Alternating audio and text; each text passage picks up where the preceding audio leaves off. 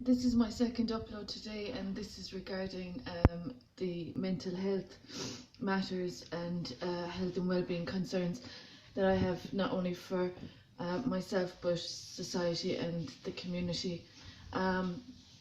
The recovery that I've been involved in has been ongoing since 2006, and as I've said, I've worked in recovery, helping others a little and a lot, indirectly and directly.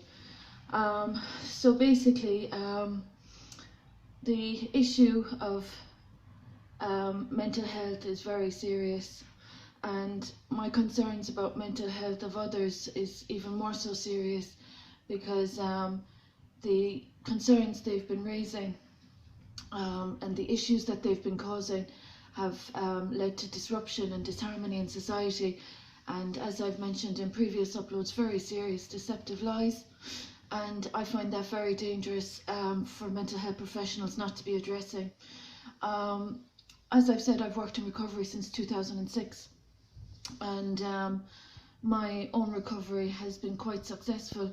I worked very hard in recovery, and I've worked very hard in self-development and self-improvement and helping others. My recovery and self-improvement efforts also involved spiritual progress and spiritual development, and as I've mentioned, that has been assaulted and disrespected in 2017. So basically, the issues that I'm experiencing are very serious offences against the state and the Constitution, and that are wrongdoings, that are whistleblower, issues, and that are offences that I shouldn't be experiencing at all. But due to people's spiritual malaise and their emotional malaise and their mental illness, there's a very serious problem after being caused, and there seems to be no conscience or even any concept of consequences for ruining a family, for destroying an innocent little life or child or family, and no concern for trespassing into a person's private dwellings, no conscience or concern for destroying a person's career or purpose. And my purpose has been very clear since I've set out on this path, and there have been people that have intentionally caused a problem and obstructed justice since not only 2005 but since 2017 as well. So I'm here as a victim of crime and a victim of hate crime, and I've not received acknowledgement from the state or the authorities or the politicians. And as I've said, people are avoiding their wrongdoings and causing further problems, and trying to shift the blame and shift the goalposts and change their stories and change the scenes and whatnot to a situation that is after causing very serious problems. And as I've mentioned, I didn't cause these problems. I wasn't involved with those people that caused these problems. I was happily minding my own business, living my own life, being a mother and a wife and a teacher, etc., etc., etc. So the mental health of these people that are violating my privacy and defaming my character, and think that by abusing different application forms for different purposes is their means of get out of jail clause or case, So unfortunately, in a democracy and a civil society, that's not how things work. As I've said, I've contributed positively to society. I've been very wronged, very, very seriously wronged, and very seriously defamed.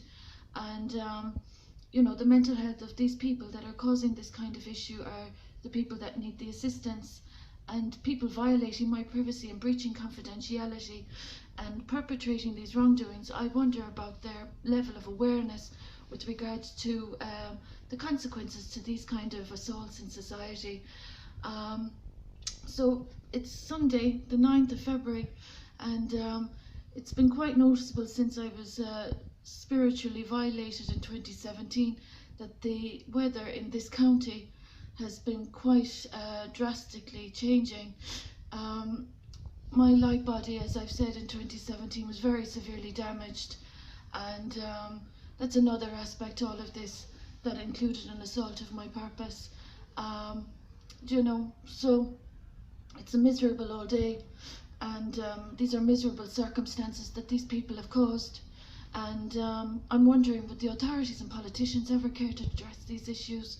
Because there's a lot of harm being done to innocent life, and it's not good enough to be kind of perpetuating this kind of a mental illness in society, because this is a mental illness when there's such deception being spread that has involved very false information. And as regards the mental health issues and the aspect of spirituality and faith, I hope the government and the authorities realise the seriousness of what has happened to Emer Griffin between 2017 and 2019, and as a consequence of what happened over 10 years ago in 2005 and 2006. Medical incompetence is very serious. Bodily integrity violations are very serious. Defamation of a person's mental health capacities and competencies, very serious. Financial abuse, theft and exploitation, very serious. Poverty and homelessness, very serious issues. Child abuse is very serious. All of these things have been raised in this vendetta that I've been experiencing and subjected to, simply because of other people's issues. So if the authorities on a rainy day like this, and if the politicians wouldn't mind realising the spiritual violations and the privacy violations and the defamation of my character and the financial abuse and theft and exploitation that's been occurring, if they wouldn't mind addressing these problems that have been caused by a collective that